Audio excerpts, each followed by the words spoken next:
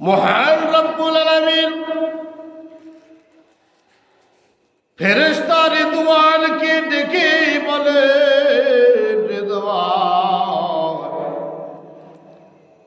মাহে রমজান মাস শুরু, তুমি করো কি? জান্নাতের সমস্ত দরজাগুলো খুলে দাও, একটিও যেন বন্ধ না থাকে।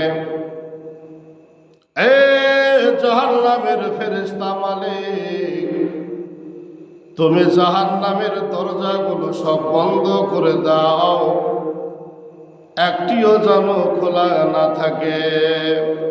অর্থাৎ জাহান্নামের দরজাগুলো বন্ধ করে দাও, একটিও যেন খোলা না থাকে, এবং জান্নাতের দরজাগুলো সব খুলে দাও, একটিও যেন বন্ধ না থাকে। সিদরাতুল মুনতাহায় হযরত জিবরিল আমিন আলাইহিস সালাম বসা।